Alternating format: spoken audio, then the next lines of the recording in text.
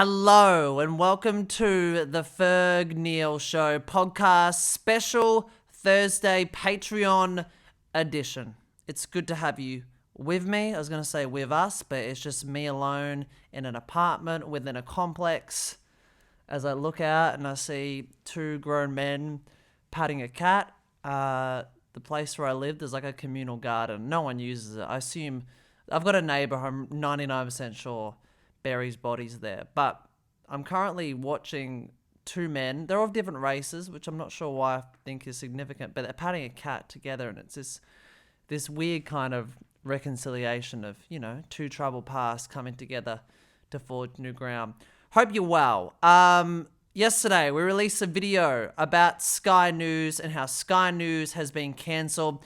Now, when Sky News gets cancelled, they're going to come back even angrier. I read an article about it today where apparently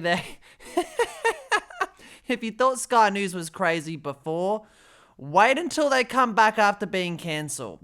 What you got to understand about cancelling people is that it doesn't work, okay? Because either you cancel someone who probably shouldn't have been cancelled, maybe like a discussion, a restorative approach as opposed to a punitive approach. And then there are the people who get bigger when you cancel them. Like if you think cancel culture kind of mirrors the criminal justice system. The criminal justice system is a punitive justice system. So if someone does a crime, we just put them away. We put them into jail. It used to be death. I mean, jail is kind of the equivalent of death, isn't it? It's like a psychological death. You're not living a human life. You've been in lockdown, imagine that, but times 10, I reckon. I remember my dad had a friend who went to jail. He served in Pentridge, which is one of the worst jails in Australia. It's a bluestone jail, and that guy was fucked up. He got fucked up by it. I remember we were scared of it. We'd be like, Dad, can we please not see Victor today? And he was like, friends are family. I'm like, please, Dad. Please. I have my suspicions he's a paedophile, but I don't want to air it. I don't want to air it right here. He went to jail for cat burglary, which is, that's a high class crime. He wasn't just breaking and he wasn't like stealing money from a liquor store. He was dressed in all black. He had a terrifying head. I imagine if you ran into him, he'd pretend that he was a hipster off to, some club called, the Limp Biscuit. He's like, I'm just going to the Limp Biscuit. It's a Friday night. That's why I'm dressed in all black turtleneck and I've got a black. And they're like, why is there a balaclava? I don't know, all right? Stop asking questions. Give me some gear. Let's go. What do you mean by gear? I mean drugs, not the stuff I've got in the back of my car that is incriminating. I think that when we cancel people, it's an acknowledgement that, hey, this is too complex for us. We're not looking for solutions.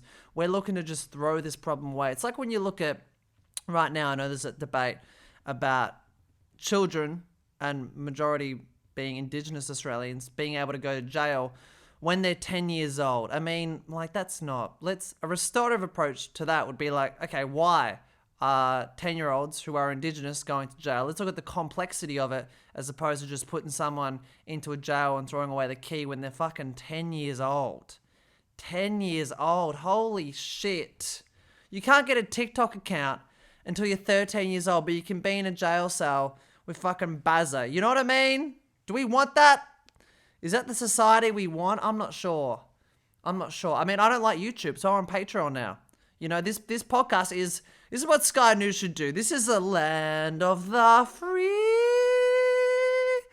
and the home of the brave. When I was in America, I did a semester there.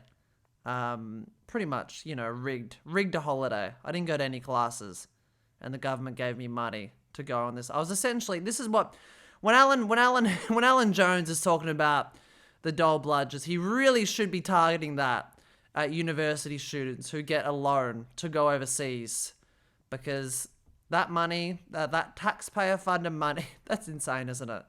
That they'll give uni, like my brother's an apprentice. He got hardly anything, but you go to uni, like, we'll give you money. Yeah, we'll give you money. What? Yeah, we'll give you money. You just sit around, discuss ideas, man. Everybody has that experience, don't they? You go to uni and you run into the socialist alternative tent and you're like, holy shit. How long have these guys been here for? You can they're never from like working class backgrounds. You can just tell because they're there Monday to fucking Sunday. You know what? Are they working one day a week? I don't think so. I think there's a bit more to it than that. And then they're like, hey man, You want to sign a pamphlet, man? And you're like, oh no, I'm okay. And they're like, you're the problem, man. You're the problem.